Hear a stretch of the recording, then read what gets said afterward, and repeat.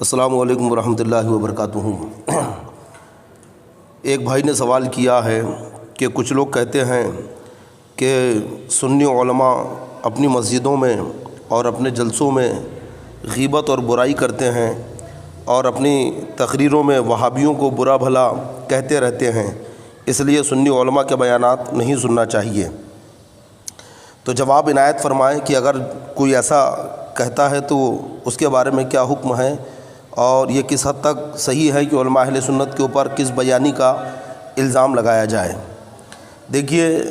اگر کوئی سنی عالم اپنے بیان میں یا جمعہ کے خطبے میں یا تقریر میں وہابی، دیوبندی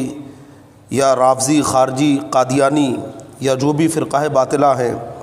ان کے حقیقت بیان کرتے ہیں اور ان کے عقائد کفریہ بیان کرتے ہیں تو یہ غیبت اور چغلی نہیں ہیں، بلکہ یہ عین ثواب کا کام ہے اور لوگوں کو ان کے عقائد سے، عقائد بد سے اور ان کی فریب کاریوں سے بچانا ہے۔ رہا ان کی بدعقیدگی ظاہر کرنا تو یہ غیبت یا پھر ان کی برائی کرنا نہیں ہے، بلکہ یہ قرآن کا طریقہ ہے اور رب تبارک و تعالیٰ نے قرآن کے اندر گستاخ رسول، جس نے رسول پاک صلی اللہ تعالیٰ علیہ وسلم کو معاذ اللہ مجنون اور پاگل کہا تھا،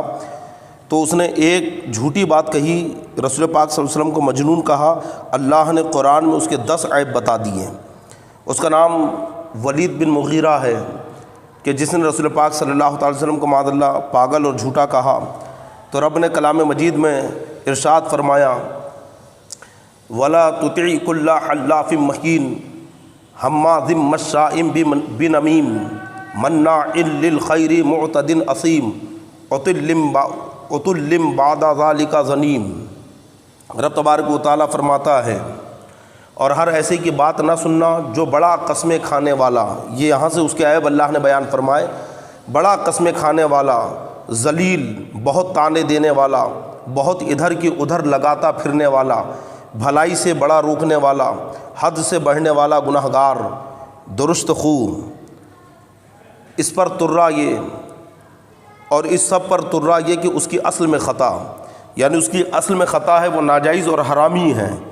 جب یہ بات اس تک پہنچی یعنی ولید بن مغیرہ تک، تو وہ اپنی ماں کے پاس گیا اور جا کے کہتا ہے کہ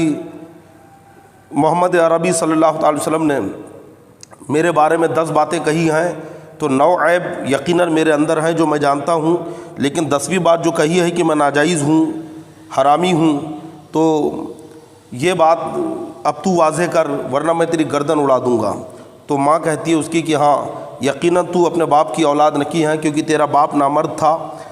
اور اس کی جائیداد اور زمین اور اس کا مال بہت زیادہ تھا۔ میں نے سوچا کہیں یہ ختم نہ ہو جائے، تو ایک چرواہے کو بلا کر میں نے اس سے بدکاری کی جس سے تو پیدا ہوا۔ تو دیکھو، رب تبارک و تعالیٰ نے رسول پاک صلی اللہ تعالی وسلم کے گستاخ، جس نے ایک گستاخی کی، آقا علیہ الصلوۃ والسلام کو مجنون اور پاگل کہا معاذ اللہ، تو رب جل شانہ نے کلام مجید میں اس کے 10 عیب کھول کے بیان کر دیے کہ جو نبی کی گستاخی کرتا ہے اس کے عیب بیان کیے جائیں گے، ان کی گستاخیوں کو لوگوں کے سامنے رکھا جائے گا۔ ہم تو کسی وہابی، دیوبندی یا کسی وہابی کا ذاتی عیب بیان نہیں کرتے ہیں، وہ ذاتی طور پر کیا کرتا ہے، کیا نہیں کرتا ہے، اس کی زندگی میں کیا کالا پیلا اس نے کیا، ہمیں مطلب نہیں۔ ہم تو اپنے بیانات میں یا علماء اہل سنت اپنی تقاریر میں ان کی بدعقیدگیاں بتاتے ہیں کہ انہوں نے اپنی کتاب میں کیا کیا لکھا ہے اور یہ اپنے بیانات میں اور اپنی تقریروں میں کس طرح سے اللہ اس کے نبی صلی اللہ تعالی علیہ وسلم کی گستاخیاں کرتے ہیں۔ ہم تو ان کے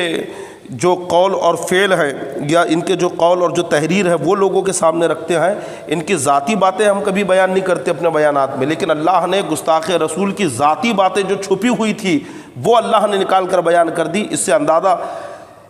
آپ کر لیجئے کہ رسول پاک صلی اللہ تعالی وسلم کی گستاخی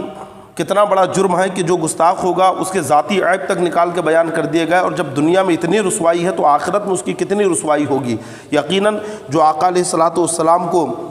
اپنے بڑے بھائی کی طرح کہے، جو رسول پاک صلی اللہ تعالی وسلم کو گاؤں کے پردھان اور چودھری کی طرح کہے، جو آقا علیہ الصلوۃ والسلام کو پوسٹ مین کی طرح بتائے، جو رسول پاک صلی اللہ علیہ وسلم کے علم کو جانور اور بچوں اور پاگل کے علم سے تشبیہ دے، جانوروں کی طرح آپ کے علم کو بتائیں۔ جو رسول پاک صلی اللہ تعالی وسلم کو یہ کہے کہ مر کے مٹی میں مل گئے تو یقیناً وہ گستاخ ہے، اور ایک نہیں ہزار بار ہم ان کے عیبوں کو اپنی مسجدوں میں اپنی تقاریر میں بیان کریں گے، اور انشاءاللہ تعالی آئندہ ایسی نسلیں چھوڑ کے جائیں گے جو وہابی دیوبندی اور جتنے بھی گستاخ رسول ہیں ان کے چہروں سے ان کی بدعقیدگیوں کا نقاب اتارتے رہیں گے اور ان کی حقیقت لوگوں کے سامنے بیان کرتے رہیں گے۔ سرکار اعلیٰ حضرت نے ہمیں یہی سبق پڑھایا ہے، حشر تک ڈالیں گے ہم پیدائش مولا کی دھوم، مثل فارس نجد کے قلعے گراتے جائیں گے، خاک ہو جائیں عدو جل کر مگر ہم تو رضا، دم میں جب تک دم ہے ذکر ان کا سناتے جائیں گے۔ السلام علیکم ورحمۃ اللہ وبرکاتہ۔